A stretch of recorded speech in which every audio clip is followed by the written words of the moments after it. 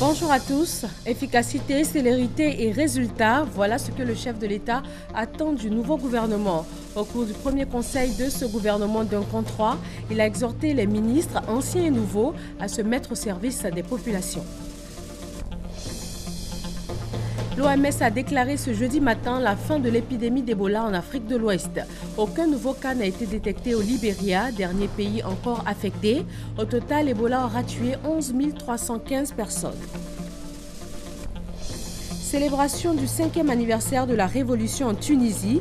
Une célébration sobre du fait de la persistance du chômage, de la misère et de la menace djihadiste.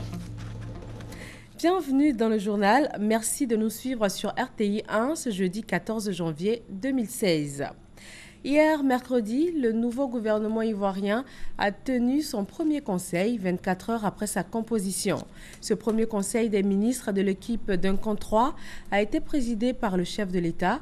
Alassane Ouattara les a invités à une plus grande efficacité et à plus de célérité dans la conduite des affaires de l'État. À Ouattouré.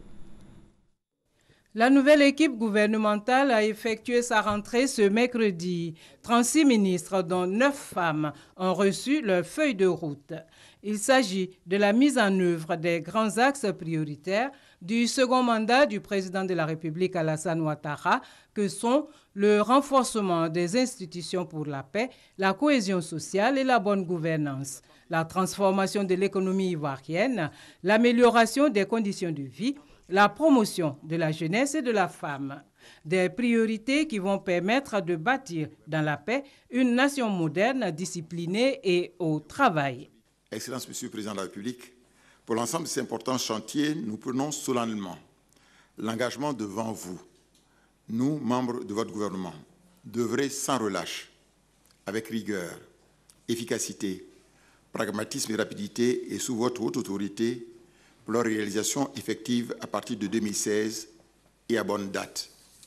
Nous aurons tout au long de notre action constamment à l'esprit vos orientations et instructions et les attentes légitimes de nos populations qui aspirent à un mieux-être et qui attendent à juste raison du gouvernement des solutions concrètes, innovantes et pragmatiques à leurs problèmes quotidiens. Nous sommes donc parfaitement conscients des hautes responsabilités qui sont les nôtres et de l'immense privilège que nous avons de participer sous votre haute égide à la réalisation de votre rêve et de celui des pères fondateurs de notre nation, à savoir bâtir un pays prospère, fort, respecté de tous et où il fait bon vivre pour toutes et tous.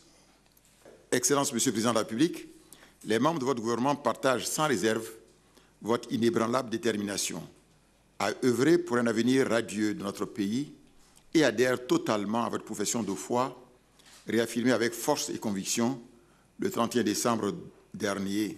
Et je cite, « L'année 2016 et les prochaines années seront celles de l'émergence de notre pays.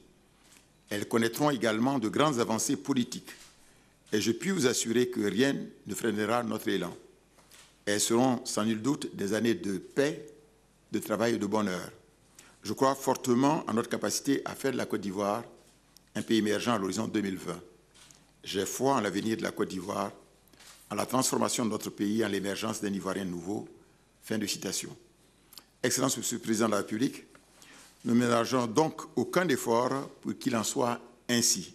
Le chef de l'État a pour sa part adressé à l'ensemble du gouvernement ses vœux de succès et de réussite.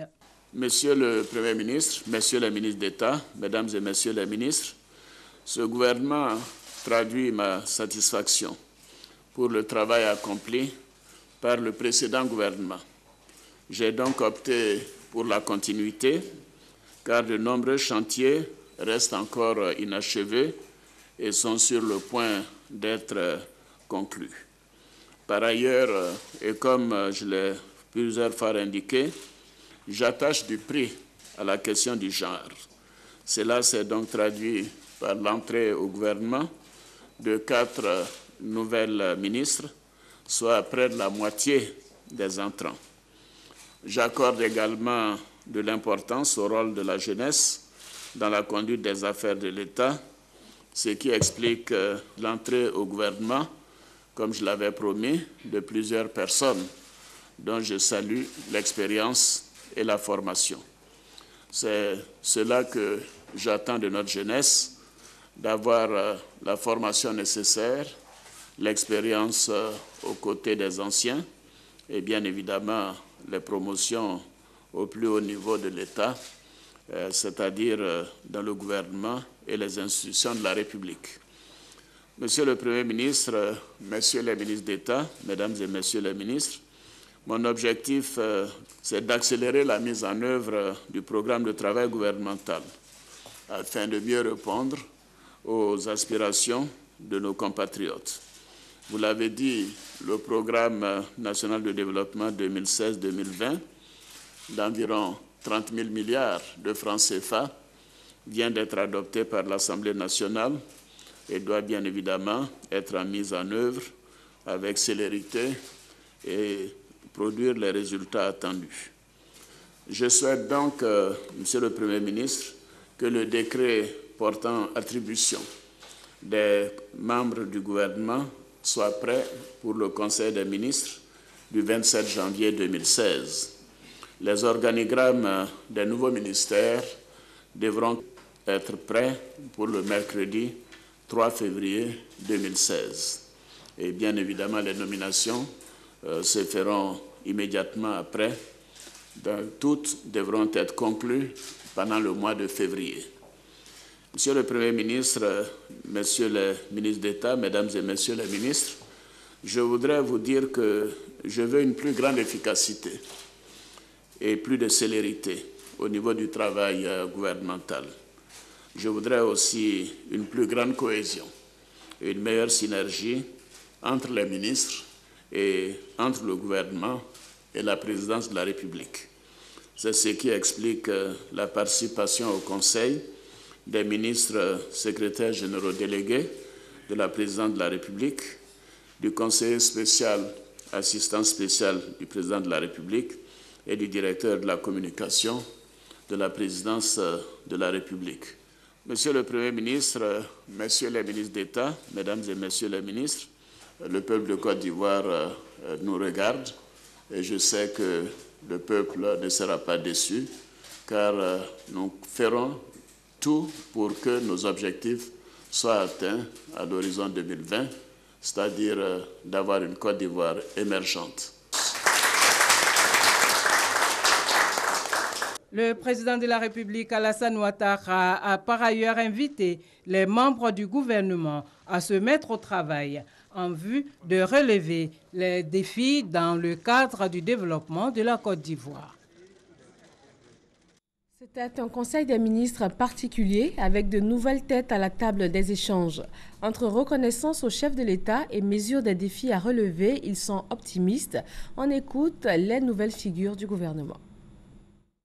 C'est avec beaucoup d'émotion que je prends la parole pour exprimer ma reconnaissance au chef de l'État.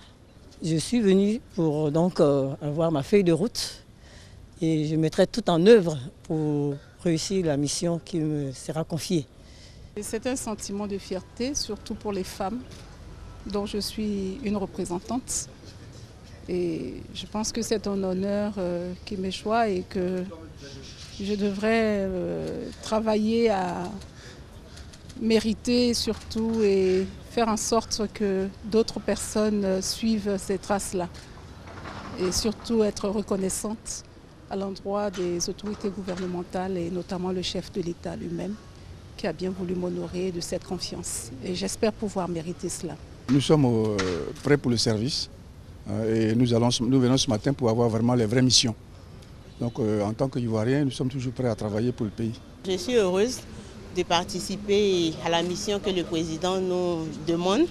J'espère qu'avec l'ensemble des femmes et des experts en genre, nous serons à la hauteur. Des sentiments de gratitude à l'endroit de M. le Président de la République pour l'honneur qu'il me fait en me levant au rang de ministre de la République. Je lui suis indéfiniment reconnaissant et j'espère bien que je pourrai être à la hauteur de la tâche. Sentiment de joie et de fierté d'avoir été choisi par M. le Président de la République pour diriger donc cet important département qui est l'économie et les finances. Nous rassurons les Ivoiriens que les finances seront bien gérées. C'est une responsabilité qui est lourde et une marque de confiance. Donc c'est à moi de démontrer que le président de la République a eu raison. Il me confie ce département et puis de faire le travail qu'on me demande de faire. C'est un sentiment de joie et de fierté d'être au service de la nation, de continuer à travailler pour l'État de Côte d'Ivoire afin que la cohésion sociale règne. Exprimer ma profonde reconnaissance et mon infinie gratitude à son Excellence, Monsieur le Président de la République. Je suis conscient des attentes de nos concitoyens en matière de justice. Je tiens à vous dire que je me mettrai très rapidement à la tâche et qu'avec l'ensemble des acteurs du monde judiciaire, je ferai tout mon possible pour répondre aux attentes de nos concitoyens. Les femmes constituent le quart de ce nouveau gouvernement. Elles sont 9 femmes sur 36 ministres, un quota inédit en Côte d'Ivoire. Un mot de félicitations pour l'effort déjà entrepris par le gouvernement de Côte d'Ivoire d'avoir permis à 4 autres femmes de faire leur entrée au sein de ce gouvernement. Et ensuite, dire que ces nominations sont quand même avisées. Parce que pour avoir connu quand même certaines de ces femmes-là, ce sont des femmes qui sont vraiment battantes, qui sont vraiment compétentes dans le domaine où elles exercent. Mais néanmoins, il faut toujours dire que nous restons sur notre faim, parce que nous sommes aujourd'hui à 25%. Nous n'avons pas atteint les 30% et on ne parlera pas de parité. On salue vraiment le chef de l'État qui a tenu sa promesse. On salue aussi le Premier ministre et on salue vraiment l'entrée, l'augmentation des femmes dans le gouvernement. Là, on est à 25%, ce n'est déjà pas mal, mais nous allons continuer le plaidoyer. On lance un appel au président pour qu'il continue sur sa lancée et qu'il prenne des femmes. C'est un grand bond. Je veux faire remarquer que sur 4 sortants du gouvernement, il y a eu 0 femme. Ce qui suppose que ces femmes ont tenu leur rôle, elles ont tenu leur fonction avec professionnalisme et je voudrais les féliciter. Et c'est parce qu'elles l'ont réussi que le gouvernement et le président de la République a décidé de monter la barre plus haut et de faire entrer encore 4 nouvelles femmes au gouvernement. Il y a encore la moitié du chemin à faire parce que ce que nous avions demandé, c'était 50%. Donc on y est presque. Nous avons besoin que le président de la République se disent qu'il faut qu'il soit le premier président de la République de Côte d'Ivoire à faire entrer la Côte d'Ivoire dans l'histoire de la parité. Voilà, des responsables d'organisations non gouvernementales s'exprimaient ici sur le nombre de femmes dans le nouveau gouvernement ivoirien. Au Burkina Faso, à peine mis en place, le premier gouvernement de Paul Kaba-Thiéba a rencontré le président Roch-Marc Kaboré, occasion pour le président d'attirer l'attention des membres du gouvernement sur les valeurs qui doivent guider toute l'action gouvernementale. Tous les ministres de ce nouveau gouvernement seront soumis à une évaluation périodique par le président Roch-Marc Kaboré. Une délégation du groupe SACO, entreprise spécialisée dans la transformation du cacao, s'est rendue au cabinet du Premier ministre ivoirien. Avec Daniel Cablon-Duncan, elle a eu une séance de travail qui a porté sur l'avenir de la transformation du cacao en Côte d'Ivoire. Sidonie Davila. Depuis plus de 50 ans, le groupe SACO est présent en Côte d'Ivoire. Pionnier de la transformation du cacao, pour cette année 2016, le groupe veut continuer à tenir les rênes de son activité phare par l'accroissement de ses productions. La vision du gouvernement sur l'avenir de la transformation du cacao a été clairement définie par le chef du gouvernement et pris en compte par le président du groupe lors de la séance de travail qui a réuni le Premier ministre et certains membres du gouvernement. On a discuté ensemble de l'avenir de la transformation, de comment faciliter cette transformation et comment, au fil du temps, rendre plus importante cette transformation, de façon à ce que la valeur soit créée en Côte d'Ivoire. Donc aujourd'hui, il s'agit de remplir ces usines, de faire plus à partir de ces usines, mais aussi de continuer à faire monter la qualité et la technicité de ce qui est fait dans ces usines. C'est aussi la technicité des gens qui travaillent pour nous et dans nos usines qu'on a vocation à développer. Donc c'est à la fois développer la qualité du produit, et c'est développer la qualité et la technicité des gens. Le groupe compte plusieurs usines de traitement dans le pays, notamment dans les villes d'Abidjan et de San Pedro. À travers son usine de traitement de San Pedro, le groupe assure une capacité annuelle de broyage de 134 400 tonnes, avec une production annuelle de 110 208 tonnes de masse de cacao. Rencontre de l'inspecteur général du commandement des États-Unis pour l'Afrique et du chef d'état-major général des forces républicaines de Côte d'Ivoire. Les échanges ont porté sur le renforcement de la coopération militaire et la redynamisation de l'inspectorat militaire ivoirien. Abou Sanego pour le reportage. Dès l'entame de cette séance de travail, le capitaine de vaisseau Grégory Romero a salué les progrès importants réalisés par les forces républicaines de Côte d'Ivoire au cours de ces derniers mois et le leadership du général de corps d'armée Soumaïla Bakayoko, chef d'état-major général des forces républicaines de Côte d'Ivoire, dans la montée en puissance de l'armée ivoirienne. De façon générale, il a également fait remarquer que le commandement des États-Unis pour l'Afrique a pour mission de protéger et défendre les intérêts de sécurité nationale des États-Unis par le renforcement des capacités de défense des pays africains et des organisations régionales et de conduire des actions militaires dans le but de dissuader et faire échouer les menaces transnationales et d'assurer un environnement de sécurité favorable à la bonne gouvernance et au développement. Le chef d'état-major général des forces républicaines de Côte d'Ivoire, le général de corps d'armée Soumaïla Bakayoko, s'est félicité de l'excellence des relations entre les États-Unis et la Côte d'Ivoire avant de demander au commandement des États-Unis pour l'Afrique d'accompagner les forces républicaines de Côte d'Ivoire dans leur montée en puissance relativement dans le renforcement des capacités opérationnelles de l'armée ivoirienne, le soutien et la projection des forces aux opérations de maintien de la paix dans le monde, la formation de ses personnels et l'accompagnement de l'action de l'État en mer. À ces préoccupations, le capitaine de vaisseau Grégory Romero a indiqué que les actions du commandement, les exercices et les programmes de coopération pour la sécurité reflètent les intérêts des États-Unis. Pour rappel, le commandement des États-Unis pour l'Afrique est un des 6 commandements géographiques combattants du département de la défense des États-Unis. Il est responsable de toutes les actions du département de la défense, les exercices et la coopération pour la sécurité sur le continent, les pays insulaires et les eaux environnantes. L'Organisation mondiale de la santé, OMS, a annoncé officiellement ce matin la fin de l'épidémie d'Ebola en Afrique de l'Ouest. Aucun nouveau cas n'a été détecté au Libéria, dernier pays encore affecté. Au total, Ebola aura tué 11 315 personnes sur 28 637 personnes infectées. Médecins, infirmiers et volontaires peuvent enfin enlever leur combinaison. Plus de 3 ans après la découverte du premier foyer de transmission d'Ebola en Guinée, l'Afrique de l'Ouest est sur le point de se débarrasser du mortel virus. Au Libéria, Naomi a contracté Ebola en soignant des malades, une épreuve gravée dans sa mémoire. On pleurait la plupart du temps. On voyait des Libériens mourir chaque jour. Dans une maison, on pouvait ramasser 3 ou 4 corps par jour. Et vous voyez des gens malades. À chaque fois que j'en parle, je pleure parce que c'était une expérience horrible que nous ne voulons plus jamais revivre au Libéria. En 2 ans, le virus Ebola a touché 10 pays et tué près de 11 500 personnes sur les 28 000 cas recensés.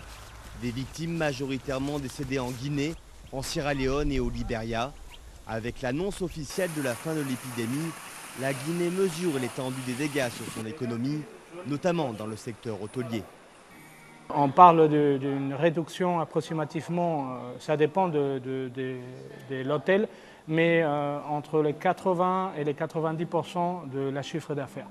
Donc les hôtels ils sont réduits, son taux d'occupation moyenne jusqu'à une moyenne de 10% d'occupation.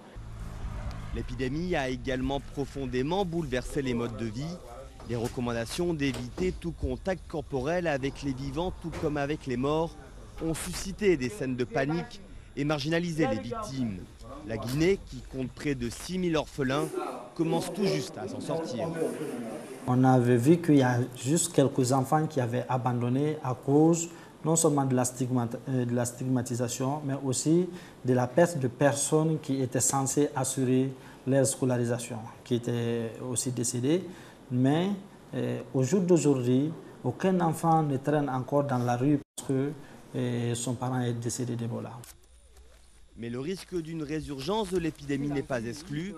Le virus peut survivre jusqu'à 9 mois dans certains liquides corporels comme le sperme. Le Libéria en a fait l'amère expérience. Déclaré débarrassé d'Ebola en mai puis en septembre 2015, le pays a connu plusieurs retours de la maladie. Après la Sierra Leone en novembre et la Guinée en décembre 2015, c'est au tour du Libéria d'être officiellement déclaré libéré d'Ebola par l'Organisation mondiale de la santé, soit 42 jours après le dernier test négatif sur l'ultime patient. L'Afrique de l'Ouest peut enfin tourner la page de la pire épidémie d'Ebola depuis la découverte du virus en Afrique centrale en 1976. En Côte d'Ivoire, à Aféry, ce sont 50 malades de la hernie qui ont bénéficié de prise en charge totale. L'Association française de la Loire, spécialisée dans les actions sociales, a également offert du matériel de bureau et des climatiseurs à la maternité d'Aféry. Mamadou Kwasi. 50 personnes souffrant de la hernie de la ville d'Aféry dans le département d'Akoupé, bientôt libérées de ce mal. Elles bénéficient d'une prise en charge totale et gratuite pour une intervention chirurgicale à Abidjan grâce à Dominique Bosso-Fontaine, fille de la région. En plus de cette prise en charge, elle a également fait des dons de médicaments de première nécessité ainsi que des splits au centre de santé urbain de la ville d'Aféry, du matériel destiné aux salles d'accouchement et d'hospitalisation ainsi que le bureau du médecin-chef. Pour la donatrice, cette action sociale s'inscrit dans une logique de lutte contre la pauvreté entreprise par le gouvernement. Dominique Bosso-Fontaine entend poursuivre ses initiatives, le bien-être de ses parents. Pour cette œuvre sociale, la donatrice vivante en France a reçu le soutien de l'association Loire Diaspora Développement Durable de France, une structure dirigée par l'Ivoirien Patrice Kanté, engagée depuis des années dans l'assistance sociale. Les bénéficiaires ont exprimé leur gratitude à la donatrice et à ses partenaires. Le sous-préfet d'Aféry a traduit sa satisfaction de voir les enfants de sa localité assister leurs parents. Il exhorte également tous les cadres à imiter le geste de Dominique Bosso-Fontaine pour le développement de cette sous-préfecture de la région de la Mé. 571 enfants de 0 à 17 ans inscrits dans les fichiers de l'état civil de la commune d'Ayamé, c'est non loin d'Aboisseau dans le sud-est ivoirien. Cela grâce au projet de déclaration de naissance des populations vulnérables. Il a été mis en place par la fondation Djigui et financé par l'ambassade du Canada. Eric Goré.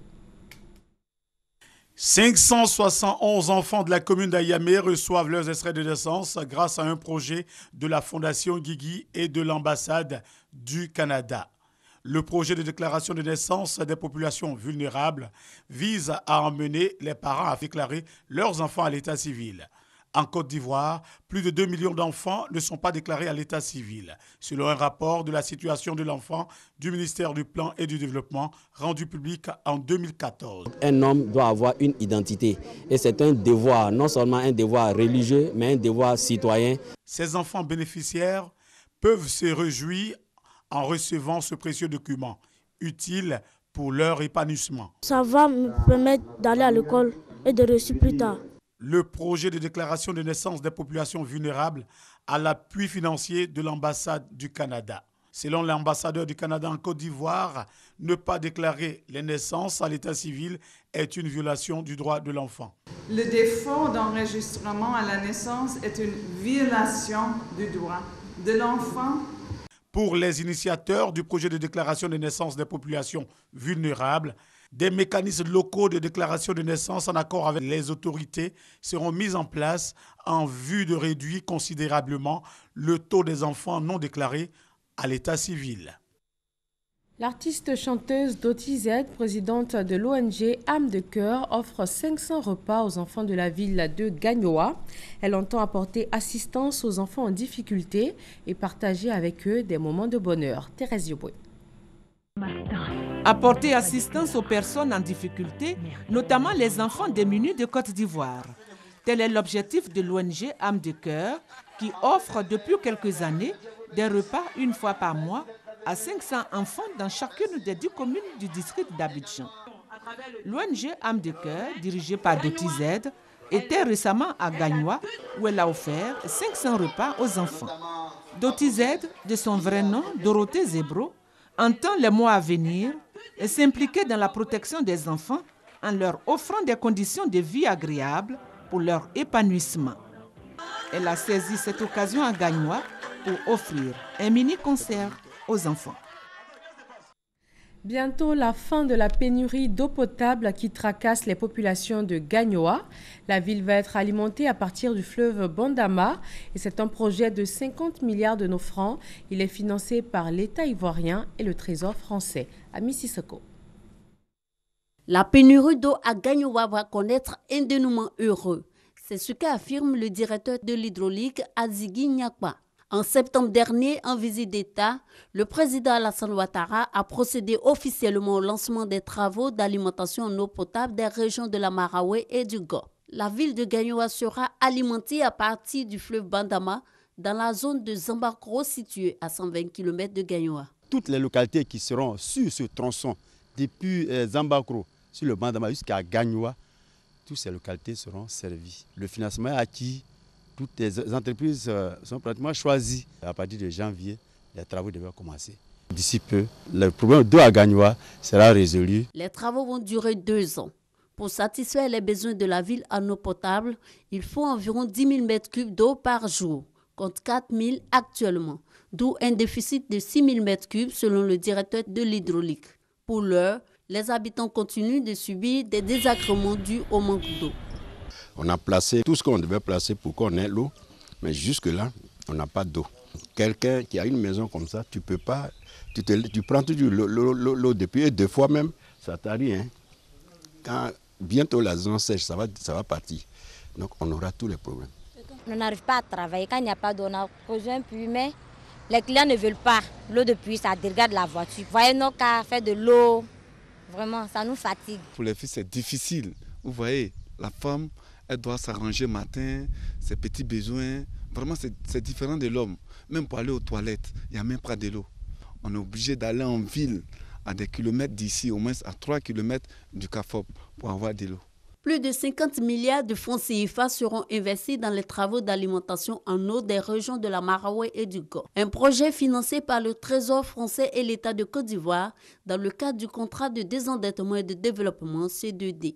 Outre Gagnoa, ce sont plus de 15 localités environnantes qui en sont bénéficiaires. Parmi elles, Saint-Fra, Mama, Bonoufla et Kayeta. Dans la commune de Port-Boué, zone sud d'Abidjan, la capitale économique ivoirienne, les commerçants du quartier de Gonzagueville boudent le nouveau marché. Ils préfèrent braver tous les risques et occuper l'autoroute Abidjan-Grand Bassam. Ange et Oradé, Godefroy Okambawa. Abidjan-Grand Bassam, sur la voie express, un marché grouillant de monde. Nous sommes au quartier Jean Folie dans la commune de Port-Boué. Les commerçants se sont installés sur le trottoir. Ce marché situé sur l'autoroute Grand Bassam est à l'origine de nombreux accidents. Un jour même, il y avait un bâcher de manœuvre même qui a déraillé. Il a déraillé ici, il a pris les femmes là. Il a pris les femmes là même bien ici. Moi, ça me fait mal. Les vendeurs refusent toujours de quitter le site. Pas question pour eux de s'installer dans le nouveau marché construit par la municipalité de Port-Boué. On est obligé parce que nos maris là, ils ne travaillent pas. Le mari là même, il a raison, il dit de quitter au bord de la route. On va quitter, on va aller où? Sinon, on se débrouille un peu. Bon, si la voiture vient sur nos bagages, on rentre. Après, là, on vient encore. Éloignement du nouveau site. Espace restreint, autant de raisons avancées par les commerçants. Mais tous ces arguments sont rejetés par la mairie. Dès que vous dites à des populations, installez quelque part, pour une raison ou une autre, déplacez-vous, allez ailleurs, vous vous heurtez à toutes sortes d'oppositions. Le fait, c'est qu'ils refusent de partir parce qu'ils estiment que c'est là où leur commerce marche. Mais l'autorité ne peut pas accepter cette situation parce que des décisions vont être appliquées. La mairie a fait sa part avec le syndicat des commerçants qui a relayé l'information au niveau des commerçants. Ceux qui étaient de bonne foi sont allés s'inscrire. Ils ont même leur place en ce moment sur le marché. Mais vous savez qu'il y a toujours des gens qui rament à compte courant. Vous pouvez avoir peut-être 3000 commerçants pour 2000 places. Mais si les 2000 places sont occupées, bon, il va falloir chercher une compensation pour les autres. Le nouveau marché situé à Gonzagueville a une capacité d'accueil de plus de 1200 places. Des places qui attendent toujours d'être occupées par les commerçants. Dans l'actualité sur le reste du continent, la Tunisie marque ce jeudi, sans faste, le 5e anniversaire de la révolution qui a renversé la dictature et marqué le point de départ du printemps arabe, bouleversant le Moyen-Orient et l'Afrique du Nord. En raison de la morosité ambiante, notamment due à la persistance du chômage, de la misère et à la menace djihadiste, de modestes festivités sont prévues dans la journée. Au moins 7 personnes ont été tuées dans des explosions ce matin sur une artère très fréquentée de Jakarta, la capitale de l'Indonésie. Au moins 7 morts, 2 civils et 5 assaillants. L'opération policière s'est terminée plus de 4 heures après le début des attaques. La police a expliqué qu'il n'y avait plus d'assaillants en fuite. Merci de votre attention. Rendez-vous à 20 h pour un nouveau journal sur RTI 1 avec Ali Dirasouba.